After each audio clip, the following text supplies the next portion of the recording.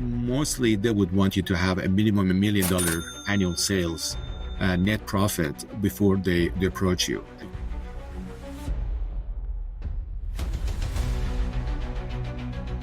In 1990, where I was asked to go to war. Being from Iran, our country has been involved in war against Iraq, unfortunately, for nearly 8 years. And being the only son in the family, my dad, who was a dentist and wanted me to become a dentist, he was quite scared that I might be taken to war, and despite the fact several of my friends have been heavily involved in the army in that sort of intense fight in between the two countries. So I decided to move to Europe, and then I managed to finish my study in dentistry as my father wanted me, and I had a huge passion towards that anyways. So then after I finished, I decided to come to Australia because I really love the nature, people, the culture. Welcome to The Business Game, a podcast that moves the needle. Hey guys, before we get started today, just a really quick moment to thank one of our sponsors, SmoothX. Their integration platform connects Procore, Xero, QuickBooks, and more, trusted by over 1,000 clients globally, and you can be operational in under 30 minutes. Visit smoothx.com to simplify your workflows. And thanks again to SmoothX for sponsoring The Business Game. Hi everybody, welcome back to the show. My name's Jazmyn. I'm joined today by Kevin. How are you? Hello everybody, welcome to the podcast. Yeah. We're very lucky today to be joined by someone who has made innovation a massive part of their entire career. Dr. Mathew, welcome to the show. Hello, hi, thank you. Thanks for having me. We're so honored. All right, I guess could you kick us off with a little bit about who you are and what you do? Well, thank you. My name is Dr. Mathew Jafarzadeh, and I'm the founder and director of Cosmo Innovations based in Melbourne, Australia. And I am very grateful with this opportunity to be able to showcase my company as well as the amazing journey that I have been quite fortunate to go through since I migrated to Australia back in 1997, which hopefully audience find the story interesting. Yeah, I'm sure they will. It sounds fascinating right off the top. So, I mean, at this point in your career, you're not only a founder and company director of within an industry that is worth $1.3 trillion, the cosmetic, skincare, and beauty industries. But your life didn't always look like this, did it? Can you sort of walk us through those earlier days? Yes. Well, it goes back to before 1990, where I was asked to go to war. Being from Iran, our country has been involved in war against Iraq, unfortunately, for nearly 8 years. And being the only son in the family, my dad, who was a dentist and wanted me to become a dentist, he was quite scared that I might be taken to war. And despite the fact several of my friends have been heavily involved in the army in that sort of intense fight in between the two countries. So I decided to move to Europe, and then I managed to finish my study in dentistry as my father wanted me, and I had a huge passion towards that anyways. So then after I finished, I decided to come to Australia because I really love the nature, people, the culture, and I landed back in 1997, and then after about a year working, I realized that dentistry is not my thing. For some reason, I had more options to choose. Being in Australia and being open to so many different options and opportunities, I decided to change my journey and get a bit more focus on the field of light therapy in both medical and aesthetic. We call it thermal and non-thermal lasers. And I after I finished my formal training, I started to work at my private practice in Melbourne and now I'm still working very, very casually part-time for nearly 25 years as a senior laser practitioner. And I was elected as the vice president of the Australian Institute of Laser Therapy back in early 2000, where I gathered more knowledge and information and interest in the field of photobiomodulation and laser therapy, which is now worldwide used. Back in old days, there was a lot of skepticism and people didn't know whether light can make so many differences, whether it's aesthetic or healing to the tissue and so forth. So that was my passion. And here we are now 25 years later. I decided to set up a company, a startup called Cosmo Innovations, where my passion was to start innovate high-tech, low-cost, innovative devices for both consumers and professionals to get access. So I put together a large portfolio of devices in oral health and skincare delivery, drug delivery, pain management, and consumer health. And I started with a bit of bootstrapping, and I reinvested everything into R&D and IP. And I had many moments where things nearly fell apart, and regulatory hurdles and funding challenges and manufacturing issues. The whole gambit of yeah, that's amazing. What an incredible journey so far, and so much more left to achieve, I'm sure. But let's focus on some good stuff for the second. What are some of your biggest personal highlights so far?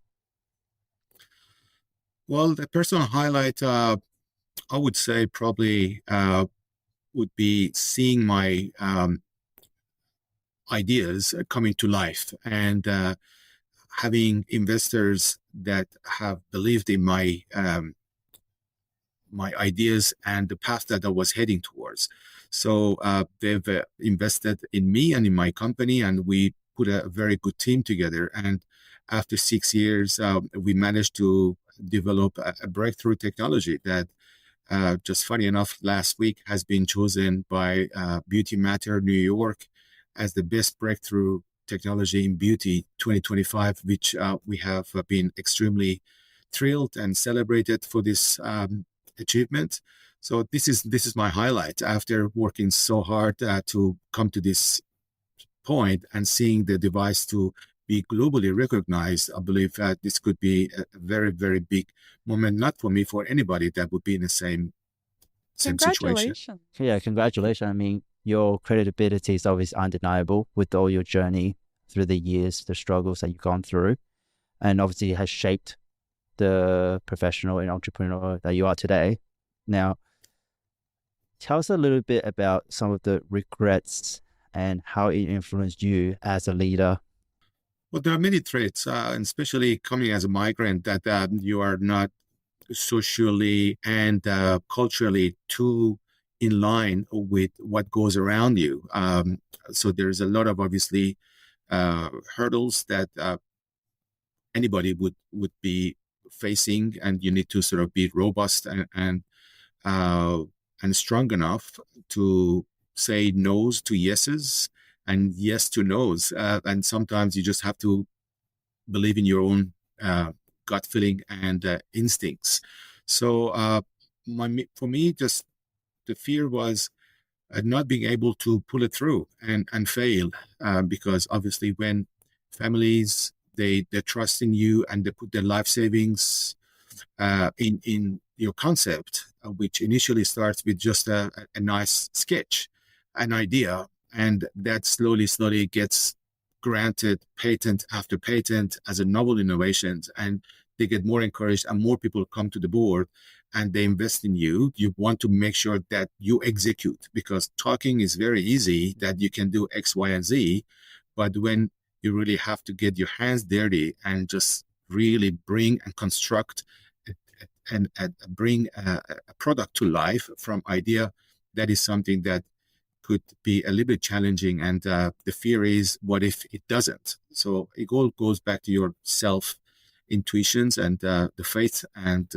trust that you could have in your own guts, your thinking, and obviously have a belief in your team, which is very important. Absolutely. That's really inspiring, actually. Yeah. That's very inspiring. So I'm just wondering, with all of the innovation that you're a part of, what kind of sources within your industry do you turn to keep your finger on the pulse on, what sort of next in across skincare, beauty, and healthcare in general? Obviously, one of the biggest interests now our generation is facing now is towards AI and the integration of digital innovation into everyday life, whether it's content and news and information that you want to get access to get more informed, or simply, having those complex algorithm into your technology and idea. For example, the SkinGate device that we developed, which I have it right here next in front of me. Us, yeah. Yes. So this little device is able to offer a few different features. So the IP of the SkinGate is actually a capsule that is inside this device. So the idea behind it was to eliminate the manual application of the creams and serums on a daily basis, because we don't penetrate enough serum as we think we are doing it by massaging, because first of all, you can transmit germs from the hand to the face. Plus, up to 20% of the serum can be absorbed in the palm of the hand before it lands on your face. And as you rub the product, it could be really penetrating into different levels. So it's not very consistent. Whereas with SkinGate, we have a 15 ml skincare capsule that goes into the device. So similar to your coffee machine that you insert the coffee capsule and you serve your coffee, the actual device is able to simply analyze your skin in 4 seconds. Through skin analysis, it picks up your skin's oil level, moisture, texture, and vitality of the skin.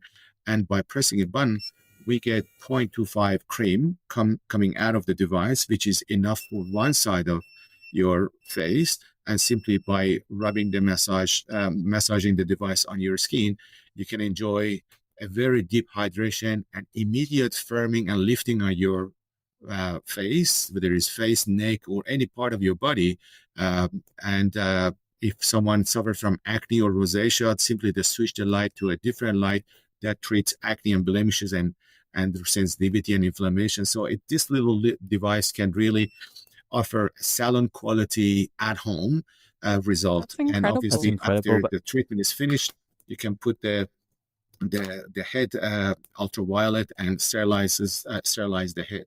So after we develop this, the next phase of SkinGate would be transferring drugs into our body through the same mechanism, through a smart watch that we have developed a prototype where the actual watch is facing towards the back of your wrist, and medication in the form of a cassette can be inserted into the watch and deliver HRT or metformin or potentially insulin transdermally without piercing the skin into the thin skin behind your wrist, and your obviously your blood vessel network can carry it right away without bypassing your liver. So that's our next project that we're working on. Obviously, all our focus is on successful global commercialization of our SkinGate that we just won this award. But yeah, it's very exciting. As you can see, it's a lot happening, and we are really capable to go to the next level. Yeah, it seems like such an innovative product, and it seems like you have kind of trying to take it into a further space, whether it's the watch and things like that. Now, how is the market currently looking at your product, and what are their thoughts around your current entrance of this? Well, it's actually quite interesting to see the reaction. It's quite jaw-dropping when we're talking with CEOs and big business development senior teams at different medical device or skincare manufacturers, where they can put their skincare into the capsules and use the device as a hero to push their products skin deep and also do the analysis and so forth. This is very encouraging for us. So we believe sooner or later we're going to have a pretty successful outcome by bringing SkinGate to market, where there is salons and clinics. I think this device is really capable to be both used by salon professionals, doctors, and even hairdressers. Obviously, you deal with very like high grade sort of technology. You're blending that with skincare application. But what are your thoughts on some of these trendier kind of buzzwords that are going around on social media, where people or brands are claiming to have ingredients like lab-grown collagen, fermented botanicals, climate adaptive skincare? Have you heard of any of these? And is there any science to back them up?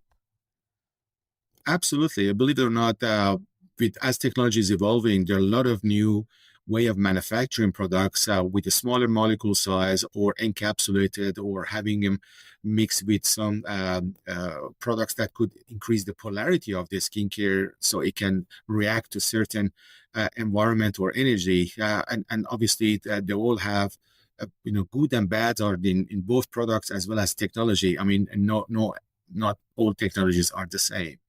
But we are lucky that we're living in a country that there's a lot of regulations, and companies have to really follow those regulations and rules to make sure that they're not misinforming end users.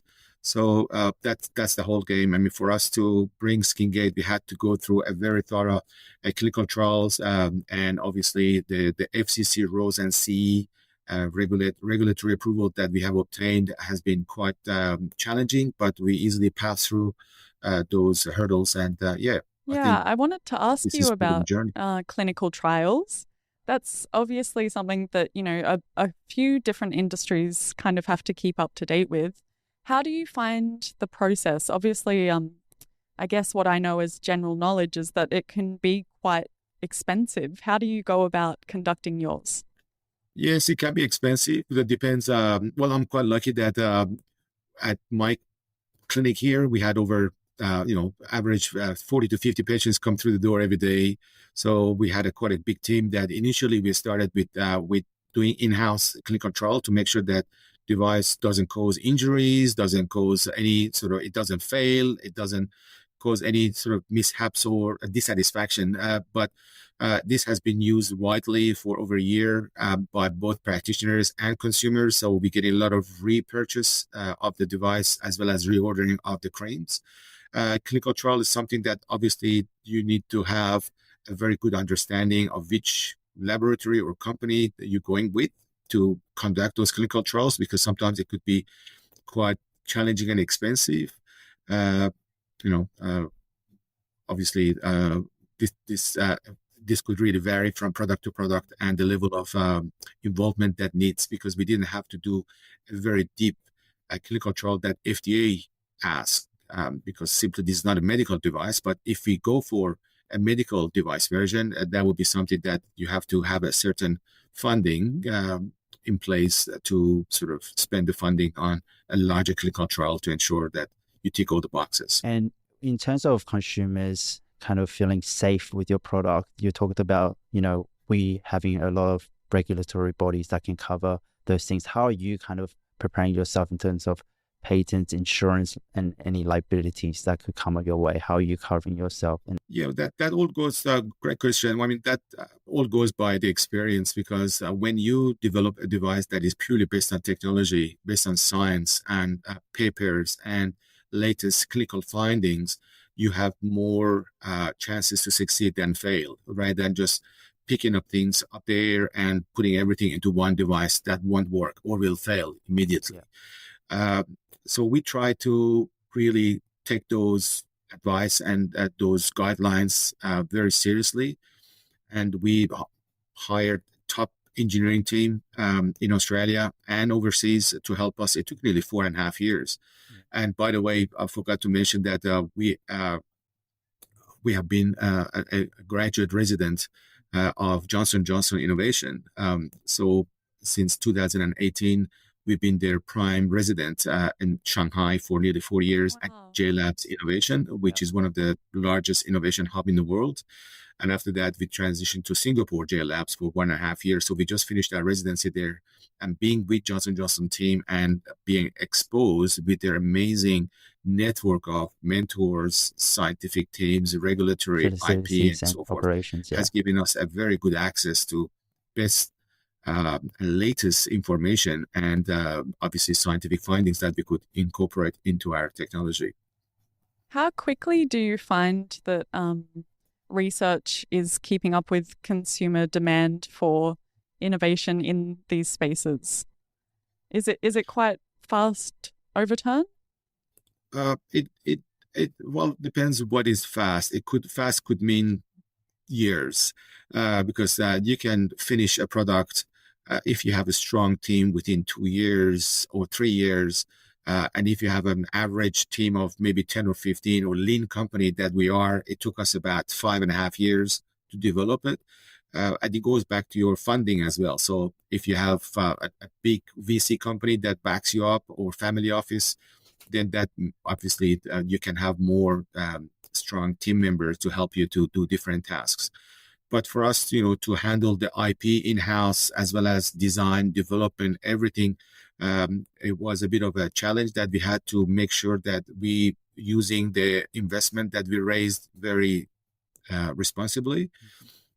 So yeah, it took us nearly 5 years, but I know some companies that took them nearly 11, 12 years, and they're still at the prototype level.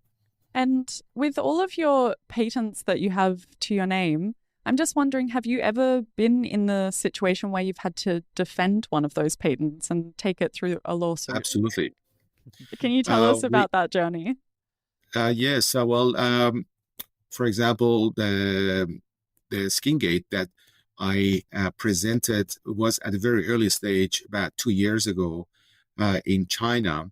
I was at one of these events that people were taking photos of the slides, where we asked them politely not to bring cameras, but then we found that 6 months later, a company has tried to copy our device, which by accident was picked up by one of my clients who just came from China and said, I saw it on Redbook, on one of the social platforms that they are trying to raise capital to finish it. So they were selling it early before it came out. So we got our lawyers on their back, and straight away we asked him to stop that. So that was, but God knows, what else is happening at the different part of the world.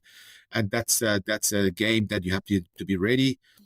But because I'm working with a very strong IP firms, they are very, very big in terms of their success rate, in terms of getting a patent granted, as well as their strong eyes to details and seeing that there is no fraudulent activities in that area. That's great to hear. We have a large audience of, other founders and entrepreneurs. Would you mind name dropping who that is that you work with so that people can access them? Yep, Canel Gates. Obviously, they are extremely well prepared and a strong and solid team that we've been very fortunate to work with them to look after our IPs, as well as IP Monitor or Patent Tech in Sydney. Amazing, very, very eyes for details, and extremely successful in terms of the files that they write, and obviously you have to look at the budget that you set aside, and that's why we found these two companies to be extremely great to work with. Well, great, thanks. That's actually really helpful for us and for the listeners, because you're doing a lot of R&Ds and a lot of patent work. What kind of advice would you kind of give them to protect your product going forward? Or especially in that patent pending process.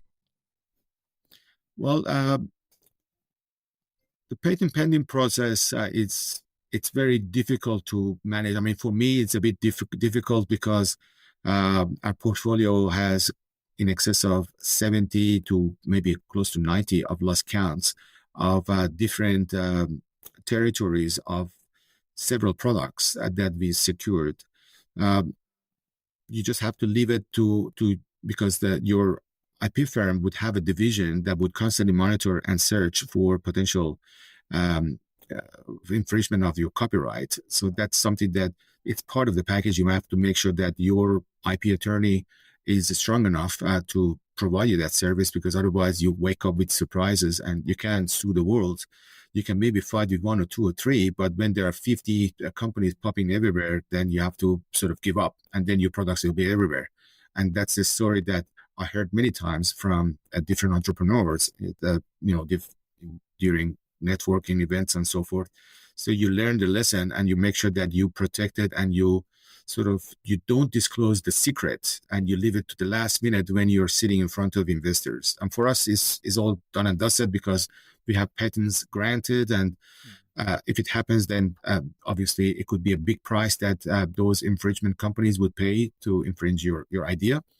But you have to be ready. I mean, greatest ideas, they still get copied. I mean, Wi-Fi is an Australian great invention, and now everywhere you go, there is a Wi-Fi that there is within a device or gadget, or so they can't just fight with the world. And I'm not sure whether they can collect license fee from every single person that uses the existing technology.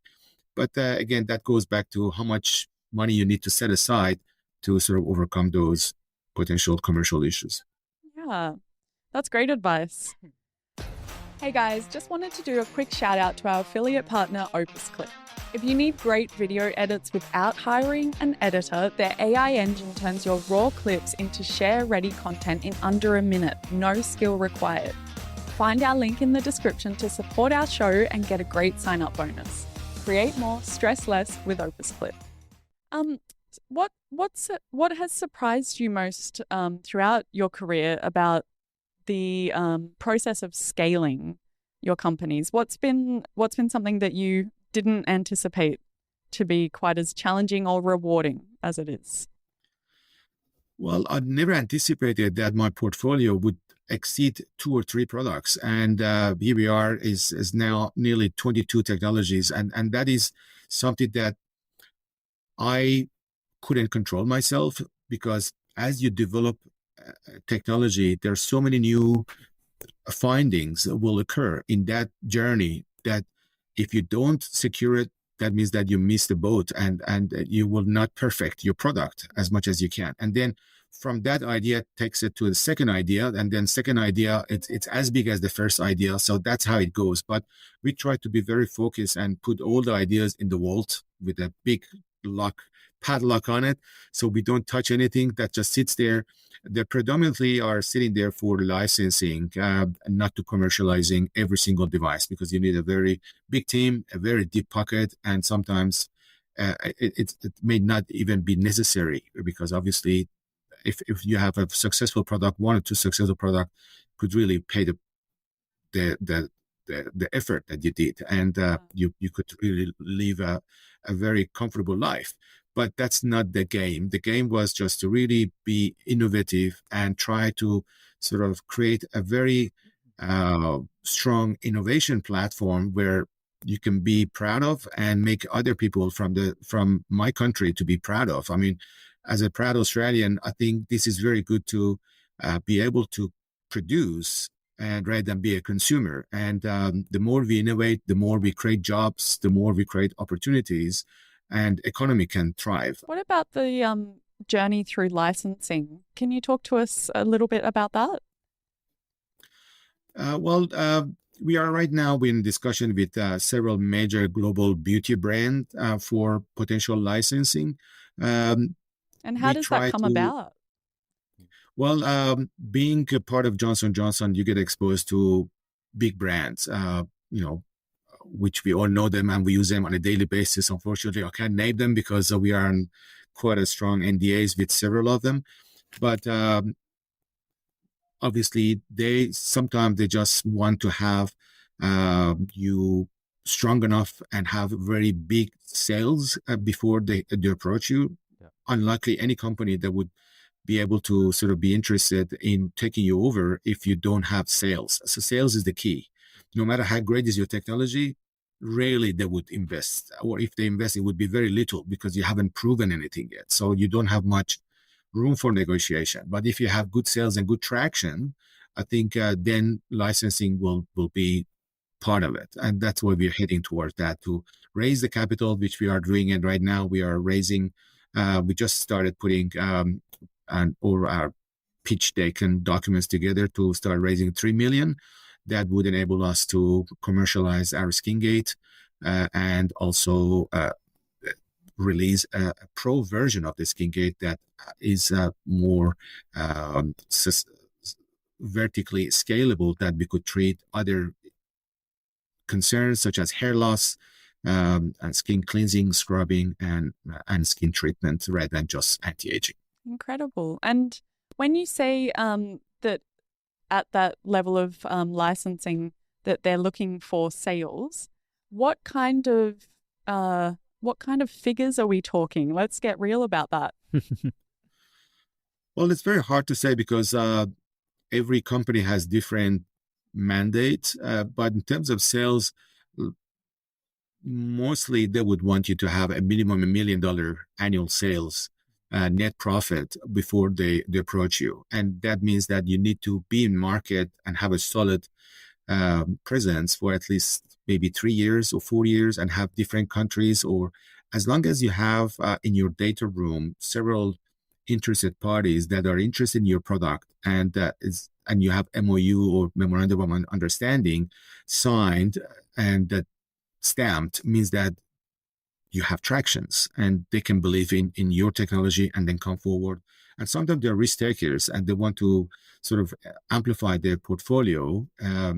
For example, Unilever just recently, they've done a transaction and purchased Dermalogica for a substantial amount. So because big companies such as Unilever or L'Oreal or Philips, they constantly do play in that sort of M&A world, and they buy and sell. And so that's why they're looking at those metrics. And once your metrics is high enough, it could be any company or any brand that could approach and be interested in the technology. Yeah, how exciting. It's interesting to get an inside look behind the scenes at that kind of thing. Yeah, so I guess when you talk about, making the product into this, high net worth, high branding stuff, what I want to know as listeners, and what I would be curious about, is what are the stepping stones to get to that top end of the charts? How do you, Again, sales. I think once you have good sales, then you can imperfect your technology. And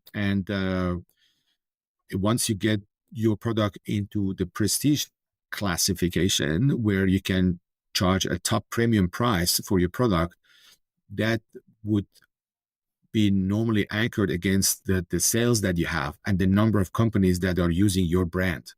So that is easy. You can easily add more features and make your device more perfect by integrating AI into the device, which we are currently doing now. We are talking with a third-party company in Europe that they've developed this magnificent app that simply takes a photo of your skin and can detect the issues that your skin is having, such as pigmentation or acne or rosacea or dullness and whatnot. Yeah. And simply by touching the button, it recommends you the relevant skincare that you need. And that's something that we want to work with them. So different types of the creams that could potentially be into the skincare capsules of SkinGate could be detected by that AI, so people can easily find out what's their skin like and order the right product to come to the door. And so they can just keep using those capsules with the device. You're talking a lot about skincares and pigmentation. Can you share us a little bit perspective on the current skincare industry today? What you see right now, the best and the worst, your point of view? Well, it's a nearly $65 billion industry, and it's evolving from indie brands to very well brands that we're all using, such as Nivea or L'Oreal or Lancome and Estée Lauder and Le Perret. They all come with different price tag, different technology behind the way they manufacture, the way they package, the way they market their products. Sometimes you find a product that has a very long list of ingredients, and consumer gets quite excited. They take it home, they use it for days and weeks, and they don't see any changes to their skin because simply the products that are listed they are there, but they're not at the right quantum, the right metric, the right preparation, the right percentage. The fact that your dish has several ingredients, but it tastes awful, doesn't mean that it's a good dish. So that's the same game that all these skincare manufacturers try to play to make sure that their product meets the end user's ultimate need and can tick the boxes. Yeah. What about, there's been a lot of discussion over the last couple of years online about the gut-brain axis and how that affects skin. Is that something that you spend much time researching or developing any products around? Yeah, absolutely. The next generation of skincare products that will be bottled into the capsule is a mixture of advanced probiotic and stem cell. So we just have to do more R&D and research to ensure that the energy that it's applied on the actual skincare as it comes out of the device and pushes is not interacting with some of the molecules that are into whether it's a stem cell or whether it's a probiotic, because they're very gentle to heat or energy changes. You don't want that the protein to be denatured and be ultimately useless and not do Sure. the right job. So absolutely, that's part of. Can you explain to our audience about why that gut to skin connection is important? Well, guts can control our health and well-being, and the gastrointestinal disease is the nature of it usually is the improper flora bacteria that could change the pH of the lining tissue of the guts and cause bloating, IBS, eventually Crohn's disease that could have multiple factors, or simply just show that sensitivity over our skin. Sometimes rosacea, it appears. And some people think rosacea is just a cosmetic, but it usually, most of the time, is due to bad flora bacteria that changes the pH level of our body, gets too acidic, fermentation happens, and then skin start to show a little bit of anger, a bit of inflammation and redness and swelling. And that's something that, as a skincare manufacturer, we have to really keep that seriously and bear in mind that those ingredients, they can really be mixed well with other ingredients that help the nourishing and firming at the same time looking after the skin's health. So fascinating. So your approach to the products that you create is really centered in technology, which I guess sets you apart from many cosmetics or skincare companies. How often do you notice that other companies are letting their marketing do all the heavy lifting while their actual formulations are not quite cutting it? Well, I can't talk on behalf of them because obviously every company that tries their best to create the best formula, but through our internal R&D, we found that a lot of big brands that are selling quite a high price tag to end users, they're nothing but just a big beautiful box that they just shovel the cream into the box, and you just enjoy how the bottle is looking and the pump is looking and the writing, but in fact there's not much active ingredients into those, and that is very fascinating to see that how still they're making billions of dollars annual sales without really achieving anything to the user's skin. So at the end of the day, it comes back to, and they're all just approved, right? So it's not necessarily is the approval process that makes that change. It's the end user that has to look at the reviews, look at the testers, buy testers, try, see if it fits your skin type, and keep asking. And now with the help of ChatGPT, you can easily just scan and just see if it matches your skin or if it's really is the right product for you. Yeah, so it seems like we're talking about marketing. How do you associate things with TikTok, social media, and how do you see AI-powered skincare evolving in this startup, in this technology? Well, obviously, we're living in a very fast-moving digital world where TikTok and Instagram are the number one in terms of the generation that we try to target. So because obviously we are quite lean and we're not there yet in terms of our very heavy marketing expenditure. We're raising capital to finish the technology and bring it to more wholesalers or potential licensing. that's a different story, because if you went to sell devices one by one, it would take maybe 1 or 2 years or longer with a big marketing budget that you need to have. But definitely having good influencers that could support, and you need to give a lot of obviously samples to big influencers to review your product and give their honest opinion, and that matters a lot. And then once it goes to Amazon, and Amazon has a very good review system that obviously people can look at Trustpilot and the level of the stars that your product has, and obviously they all just come hand in hand. And then you can just get into Redbook, Taobao, and Tmall, or those big portals in Asia. That once you get to those channels, obviously would be much easier and faster progress. Yeah, amazing. So I'm curious about the market selling into the US. Do you have any sort of distribution facilities that you base your products in over there, or are you just shipping from Australia?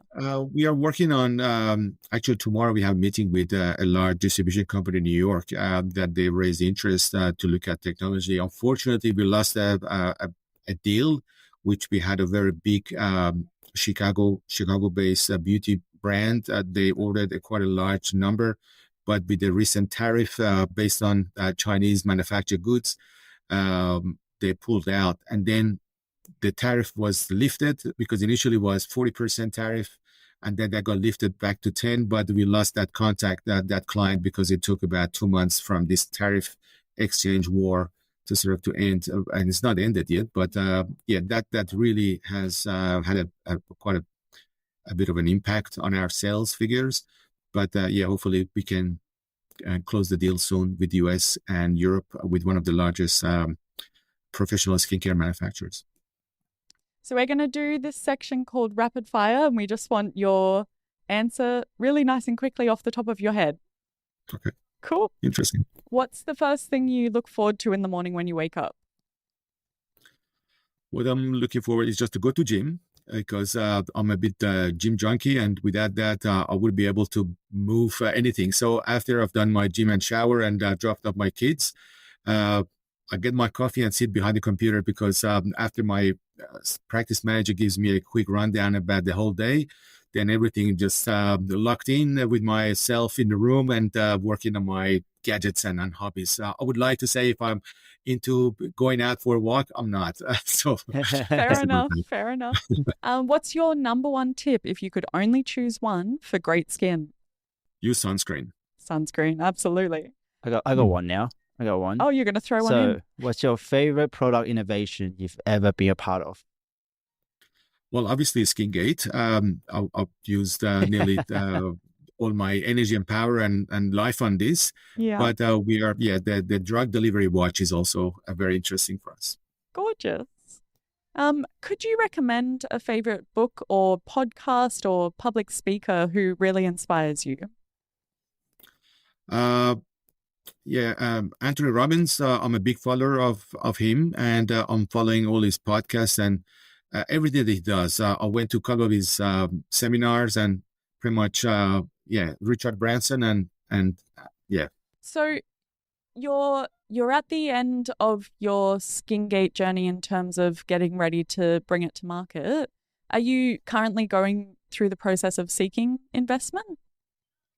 Absolutely. We would welcome investors to contact us at Cosmo Innovations.com.au or contact me directly on +61 404 88 1357, where we would love to offer them the information they need and do an online presentation. We're raising $3 million, which could lead us towards a very strong financial position within a year. Yeah, how exciting.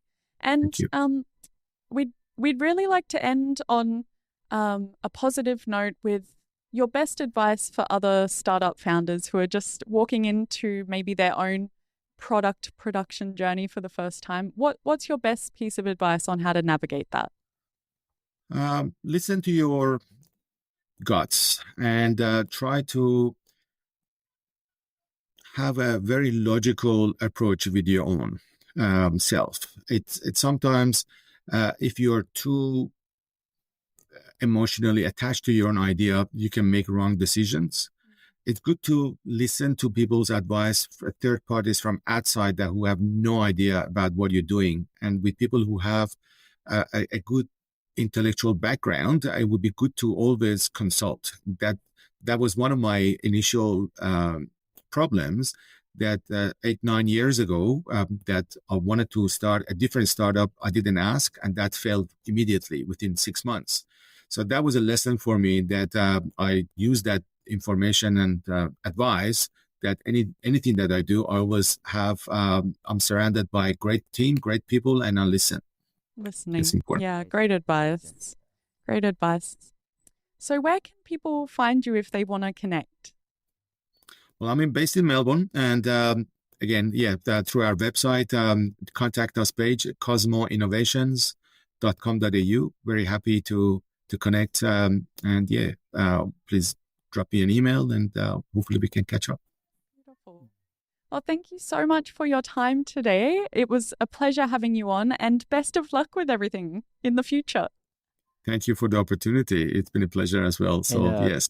I want to say thank you for sharing all that knowledge for somebody that doesn't know much about cosmetic industry, but thank you for giving me all the insight. I learned a lot, actually. It's a lot of insight, a lot of the back end story. So I'm sure some of the lessons would be need those information as well. So it was a pleasure. Thank you so much again. No, it's been really, really interesting. Thank you. To help support our continued mission to provide free, best-in-class advice from the world's most compelling business leaders, make sure you hit that subscribe button and ring that bell so you never miss an episode. See you next Thursday. Thanks for tuning into The Business Game. If you like what you've heard, make sure to subscribe on YouTube and follow us on TikTok, Instagram, Facebook, and LinkedIn to stay connected. A big thank you to HubSpot for providing an affiliate link for our audience on today's episode. And join us again on the next episode of The Business Game, a podcast that moves the needle.